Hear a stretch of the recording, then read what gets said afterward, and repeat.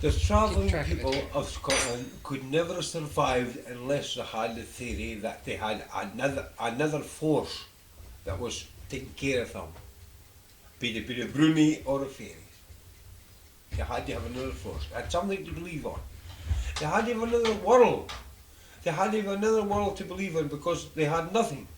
The whole world was against them. They had to believe they had their songs and their stories, and they build up their own stories from things that they believed in.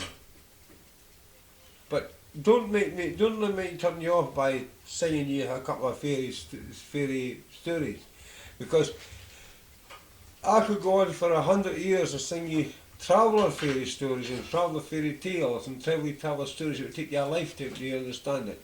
But the most songs that are not non-traveller that the travellers loved were stories and songs that they'd learned from the non-traveller, which they felt had something superior to their knowledge.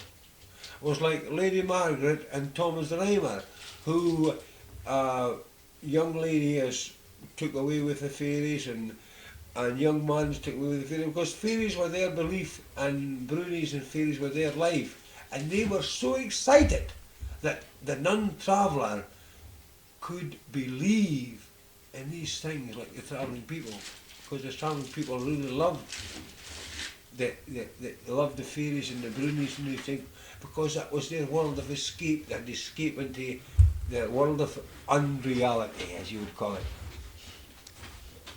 I hope I can make sense. It maybe didn't sound very sensible to you, but it's the truth. Oh, Lady Margaret, she sat under high chamber.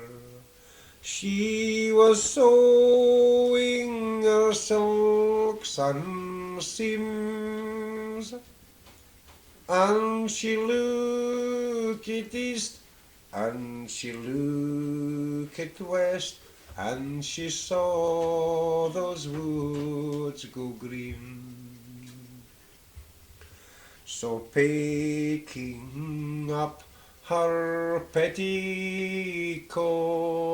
beneath her harland gown, and when she came to the merry green woods, that was there that she let them down. For she had not pulled one knot, nor scarcely three, when the highest lord and o'er the countryside come a-riding through the tree. He said, why do you pull those knots, why do you bend those trees? Why do you come to this merry green wood without the leave of me? She said, sir, once on time those woods were mine, without the leave of yours, and I can pull those knots, and I can bend those trees. So he took her gently by the hand, and he gently laid her down, and when he had his will of her, he raised her up again. She said, now you've had your will of me, come tell to me your name, and if a baby I do have, I will call him the same. He said, I'm an earl's son from Carlisle, and I own all those woods field so green, but I was taken when I was small by an evil fairy queen.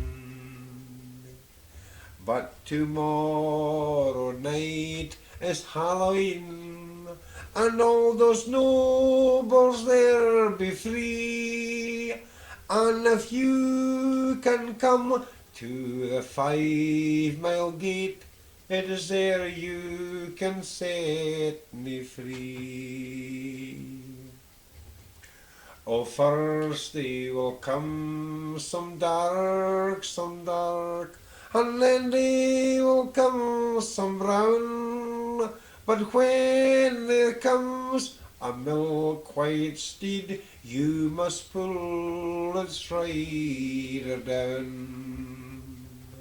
Oh, first I'll turn to a wicked snake, and then to a lion so wild.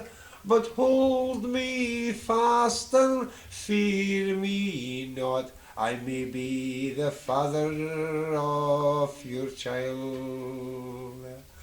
And then I'll turn to a naked man, oh, an angry man I will be. Just throw your mantle over me, and then you'll have me free. So that night at the midnight hour, Lady Margaret she made her way, and when she came to the 5-mile gate, she waited patiently. Oh, first there came some dark, and then there came some brown. But when there came a milk-white steed, she pulled its rider down. Then he turned to a wicked snake, and then to a lion so wild. She held him fast and feared him not, he'd be the father of her child. Then he turned to a naked man, oh, an angry man was he. She threw her mantle over him, and then she had him free. And then cried the voice of the fairy queen, oh, an angry queen was she, saying if I had a known yesterday, oh, what I know today, I took out your very heart's blood and put in the heart of clay, and put in the heart of clay. So Lady Margaret on her white milk steed, Lord William on his dapple grey, with the bugle and the horn hanging down by the side, it's merrily they rode away, it's merrily they rode